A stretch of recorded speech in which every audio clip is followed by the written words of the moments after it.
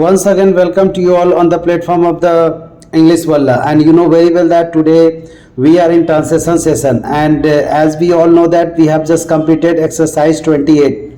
And now we are in 29. And I hope that you all have just achieved a lot in the field of translation. सबसे पहले मैं आप सभी को धन्यवाद देना चाहूँगा कि आप सभी के सपोर्ट से हमने आज 10,000 सब्सक्राइबर भी कंप्लीट कर लिया है और मैं उम्मीद करता हूं कि आप ऐसे ही हमारे साथ सपोर्ट बनाए रखेंगे। लेकिन यही नहीं, आपको अपना ट्रांसलेशन, आपको अपना वर्ब फॉर्म्स और साथ साथ अपनी वर्ड मीनिंग को स्ट्रॉन्ग करनी है, क्योंकि ये तीन चीज़ बहुत ही इंपॉर्टेंट है जिसके थ्रू आप आगे बढ़ सकते हैं। और इंग्लिश सीखनी है तो ये तीन चीज़ों को एकदम दिमाग में बैठा लें। जिस दिन हमारी माइंड इंग्लिश सोचना स्टार्ट कर देगी उस दिन से आप ट्रांसलेशन बनाना बंद कर ले। लेकिन जब तक आपकी ट्रांसलेशन मेथड को अपना रहे हैं, यानी हिंदी से इंग्लिश कर रहे हैं, तब तक आपको ट्रांसलेशन छोड़ना नहीं है। तो चलिए, आज की जो सेशन है जिसको एक्सरसाइज 29 बोलते हैं, ये सबसे इम्पॉर्टेंट सेशन होता है जिसमें अभी तक जितनी भी पढ़ाई हुई है वो सारी चीज़ें इसमें आई हुई है, जिसको हम लोग एडवांस लर्नर्स के नाम से जानते हैं। और एडवांस लर्नर एक ऐसी चीज़ है जहाँ पर आपको ये सारी चीज़ें एक एक करके ईच एंड एवरीथिंग बताई जाती है। तो मैं उम्मीद करता हूँ कि आप सभी आज की जो एक्सरसाइज है उसको बहुत ही अच्छे से मिला लेंगे। लेकिन मैं फिर वही बोलना चाहूँगा कि पहले आपको बना लेनी है ताकि आपको मिलाने में दिक्कत ना हो। तो without wasting time I would like to start today session. जैसा कि आप देख रहे हैं, नंबर 1 सेंटेंस है, क्या कल तुम उदास थे? Were you sad yesterday? मैं कल उदास नहीं था। I was not sad yesterday. I was not sad yesterday. मैं प्रसन्न हूँ। I am happy and shall be happy. कुछ लड़के तुमसे अप्रसन्न थे। Some boys were unhappy to you. Some boys were unhappy to you. मैं प्रसन्न हूँ। आई एम हैप्पी बिकॉज मेरा बेटा भाग्यशाली होगा। My son will be lucky. Because means क्योंकि होता है, my son will be lucky. क्या आप कल तैयार रहेंगे? Will you be ready tomorrow? Will you be ready tomorrow? Yes I shall be ready. मैं तैयार रहूँगा। I shall be ready. But आप तैयार नहीं रहेंगे। You will not be ready.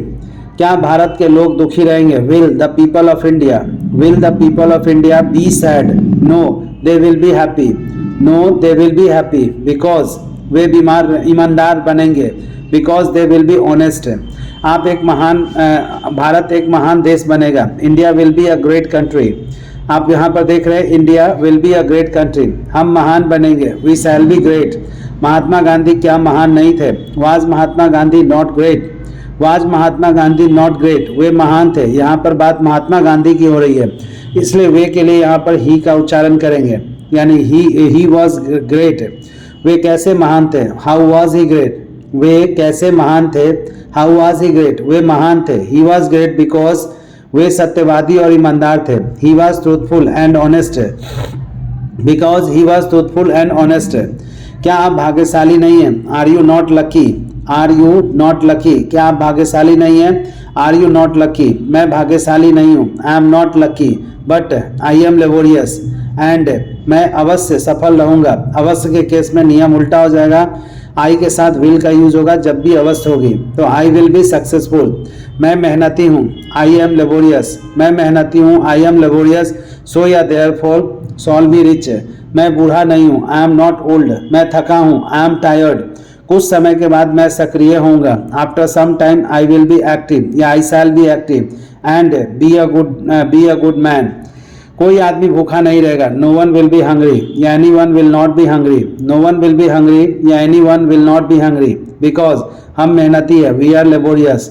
मैं क्यों डॉक्टर नहीं बनूंगा? Why shall I not be a doctor? तुम डॉक्टर नहीं बनोगे। You will not be a doctor because तुम मेहनती नहीं हो।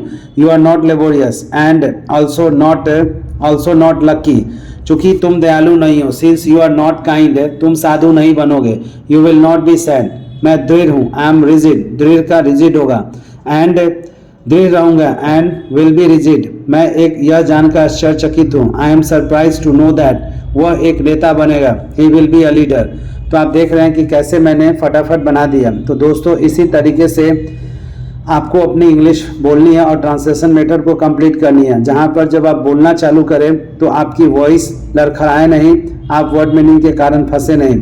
इसलिए मैं हमेशा बोलता हूं कि वर्ड मीनिंग के ऊपर पूरी तरीके से कमांड करनी है, ताकि आप कहीं भी किसी भी वक्त किसी भी जगह बोले तो दिक्कत ना हो। So thank you. मिलते हैं नेक्स्ट एक्सरसाइज में।